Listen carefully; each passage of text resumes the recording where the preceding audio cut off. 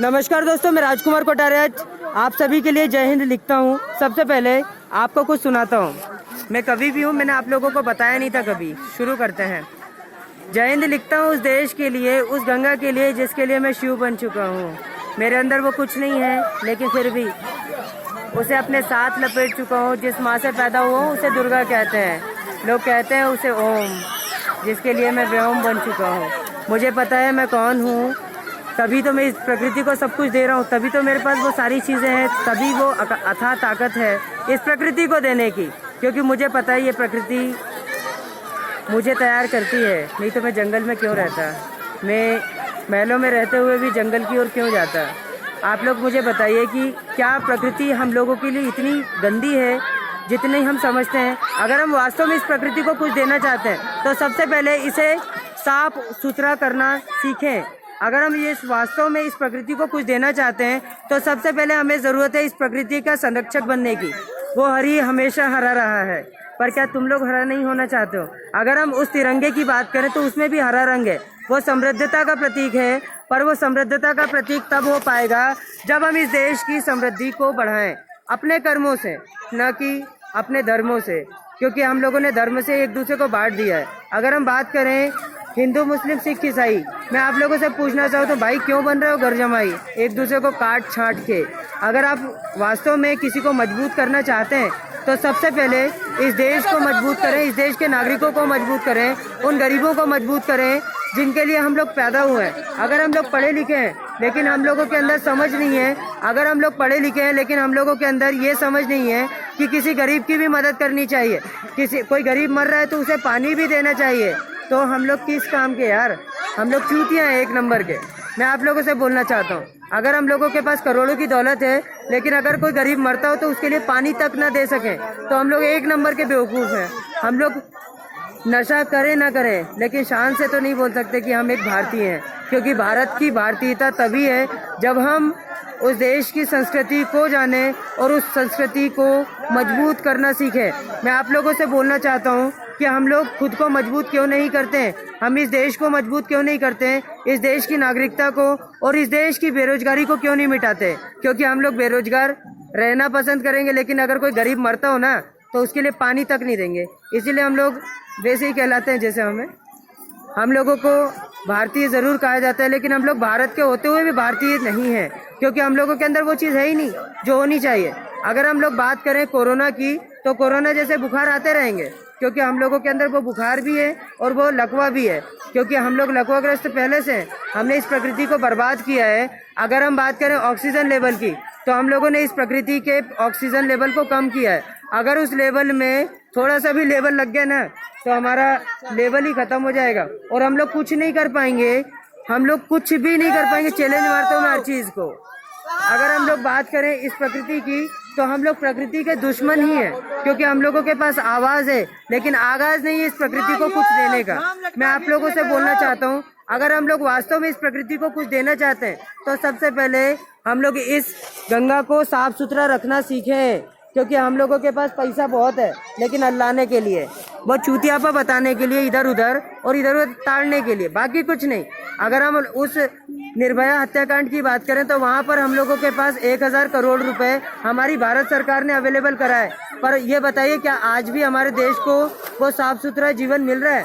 अगर हम उस नारी शक्ति की बात करें, क्या उसे वो शक्ति मिल रही है जिसकी हम बात करते हैं? अगर हम बात करें वुमन सेफ्टी की, अगर हम बात करें नारी सुरक्षा की, तो क्या हमें उस नारी शक्ति को सम्मान देने का मौका मिल रहा है? दादा, हम मौका तो देते हैं लेकिन कुत्तों जैसी आदतों से। कितनी अच्छी लग रही है, अबे साला चूतिया हो क्या बे? अगर तुम लोग वास्तव में अपने अंदर शुद्धता रखते हो तो इस देश को सम्मान दो ना, उन माओं को, उन बहनों को, उन देवियों को स्वीकृति दो, एक बहन होने की, एक माँ होने की, एक हर चीज़। आपने KGF का वो एक लाइन सुनी होगी, दुनिया की सबसे बड़ी योद्धा एक माँ होती है। अगर हम बात करें किसी प्रकृति की तो हर दुनिया का सम्मान होती है एक माँ। मैं आपको कुछ सुनाता हूँ। देश और दुनिया, बहुत कुछ मिलता है इस दुनिया में, बस मिलती है हकीकत इस दुनिया में जिसे हम माँ कहते हैं। हर रिश्ते को निभाती है वो माँ जिसे हम स्वीकार्यता कहते हैं। उस रिश्ते को निभाती है वो माँ जिसे हम देश और ज़मीर कहते हैं। उस प्रकृति को सलाम करता हूँ जिससे मैं पैदा हुआ हूँ, उस ओम को सलाम करता हूँ जिससे मैं पैदा हुआ हूँ, उस देवता को मैं सलाम करता हूँ जिससे मैं पैदा हुआ हूँ। पर मेरे अंदर मैं नहीं है, मेरे अंदर वो अहम है उस पिता के लिए जिससे मैं पैदा हुआ हूँ। तभी तो वो निराकार ब्रह्म मेरे बाबा हैं। मेरे पिता के अंदर हो या ना हो, पर मुझे पता है वही सब कुछ है। तभी तो मेरी प्रकृति बने वो, मेरी आत्मा में, मेरी ज़िंदगी में, मेरी सांस में, मेरे एहसास में, हर जगह मेरे पिता और मेरी माँ हैं।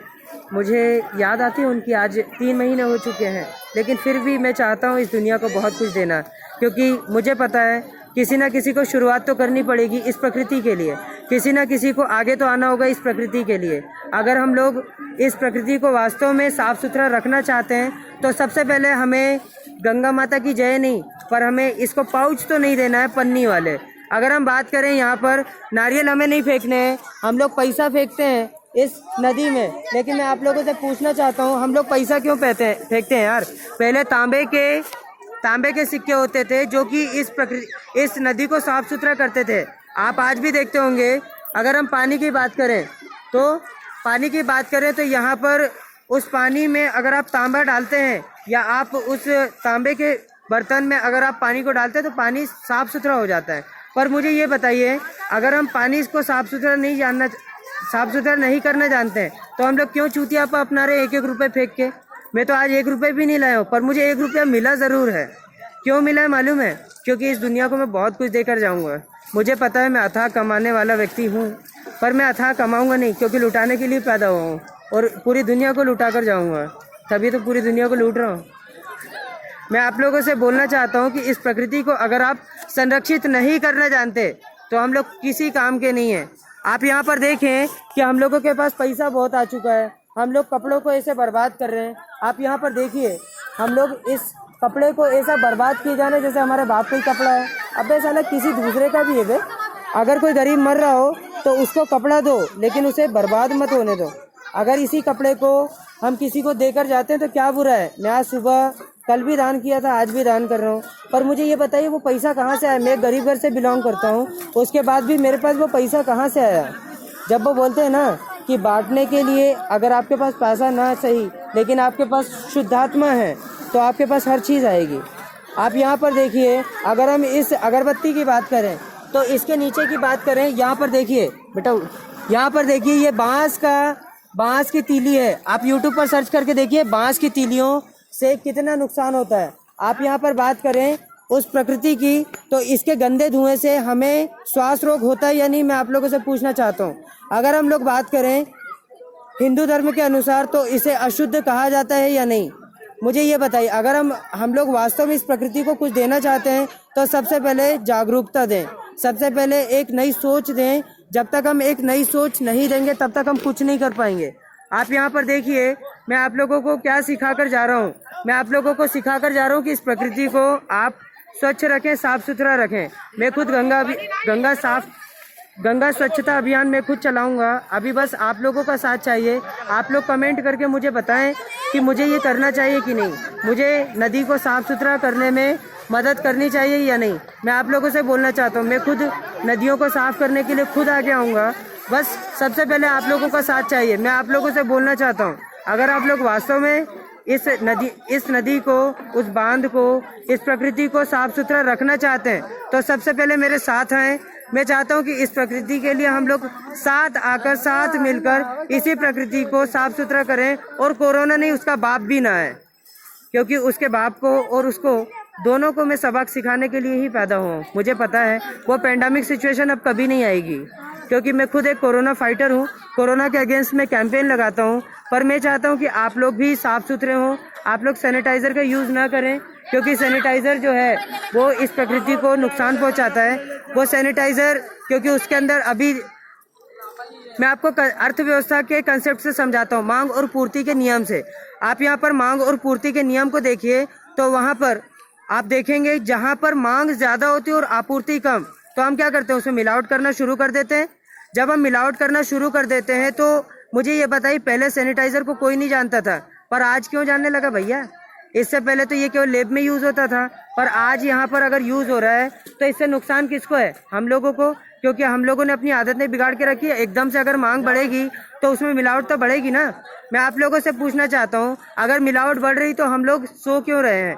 अगर हम बात करें मास्क की, तो हम लोगों की आदत क्या है? मास्क एक जैसा, फिर उसी में लार भी टपकाते हैं और मुंह से गंदगी भी उसी में टपकाते हैं। पर मैं आप लोगों से पूछना चाहता हूँ, अगर हम लोग वास्तव में इस प्रकृति को कुछ देना चाहते तो भैया 4 पेड़ क्यों नहीं लगाते हैं? हम लोगों का तेल निकल जाता है पेड़ लगाने में, क्योंकि बच्चे तो सभी पैदा करते हैं लेकिन पालता कोई नहीं है।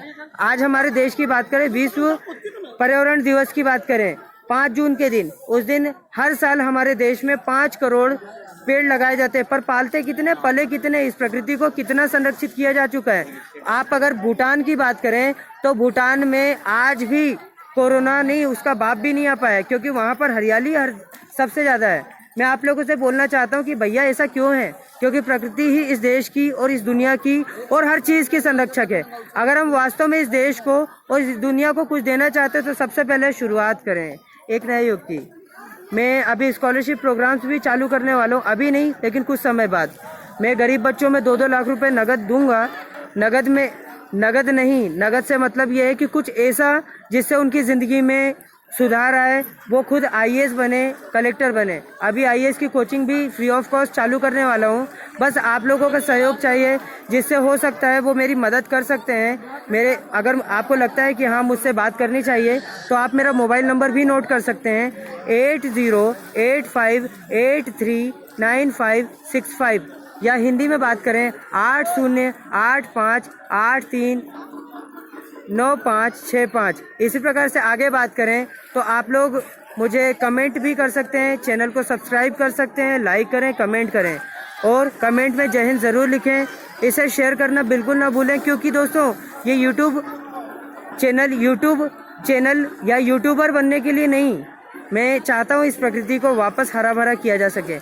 मुझे चाहिए एक जापान नहीं, हजारों जापान इसी देश के अंदर, ताकि वो जापान को भी हम उसकी औकात दिखा सकें। मतलब वो हमारा नुकसान वाला नहीं, पर हमें सिखाने वाला जरूर है। मैं आप लोगों से बोलना चाहता हूँ कि इस प्रकृति को कुछ दें। आप इस प्रकृति को जब तक सुरक्षित नहीं करेंगे तब तक हम सुरक्षित रहेंगे ही नहीं। अगर हम वास्तव में कुछ करना चाहते हैं तो ये पॉलीथीन ना फेंकें। मैं पिछले 20 साल से पॉलीथीन बचा रहा हूँ। क्यों बचा रहा हूँ यार? मुझे ये बताइए। मैं चाहता तो इसे फेंक सकता था। ये देखिए, आप यहाँ पर देखिए, ये पॉलीथीन, अगर हम बात करें इस पॉलीथीन को क्यों नहीं फेंका? क्योंकि मैं प्रकृति को नुकसान नहीं, उसे फायदा देना चाहता हूँ। आप यहाँ पर बात करें, अगर मैं चाहता तो ये देखिए, ये डिस्पोजेबल, ये देखिए यहाँ पर मैं आपको बताता हूँ, ये पाउच, ये टेबलेट, ये क्यों लेकर चल रहा हूँ? ताकि इससे लोगों को सुरक्षित रख सकूँ, उनके लिए चीजें दे सकूँ। मेरे जेब का थोड़ा पैसा लगेगा पर उन्हें सुकून तो मिलेगा ना। मुझे ये बताइए, अगर जिंदगी में पैसे ही सब कुछ होता तो क्या हम लोग पैदा हो पाते? हम लोग बिना मेहनत के जमीन पर आ जाते हैं अपने माँ बाप की मेहनत से। पर मैं आप लोगों से पूछना चाहता हूँ कि हम लोग खुद को मजबूती क्यों नहीं देते हैं? हम इस प्रकृति को मजबूती क्यों नहीं देते हैं? मैं आप लोगों से पूछना चाहता हूँ। अगर हम लोग वास्तव में इस देश को और इस दुनिया को कुछ देना चाहते हैं तो सबसे पहले इस देश को और इस प्रकृति को सुरक्षित रखना सीखें। हम लोग इस दुनिया को वो सब कुछ दें जिसके लिए हम पैदा हुए हैं, तभी तो वो प्रश्न पैदा होगा। अगर आप लोग वास्तव में अपने बच्चों को कुछ देना चाहते तो एक सही शिक्षा दें, क्योंकि शिक्षा का मतलब नौकरी पाना नहीं, सर्वांगीण विकास होता है। मतलब तन, मन और धन, हर चीज का विकास होना। जब वो सरस्वती आती है ना, तब वो लक्ष्मी भी आती है, लेकिन सरस्वती नहीं तो चड्डी बनियान भी नहीं बचते दादा। मैं आप लोगों से बोलना चाहता हूँ, आप लोगों को लगता होगा कि अरे यार क्या ही है, पर मैं आप लोगों से बोलना चाहता हूँ कि भाई सुकून दो यार एक दूसरे को, तभी ये प्रकृति साफ सुथरी होगी। अगर आपको चैनल अच्छा लगता है तो जय हिंद जरूर लिखें। जय हिंद, जय भारत। अरे यार स्पेस ही खत्म हो गया।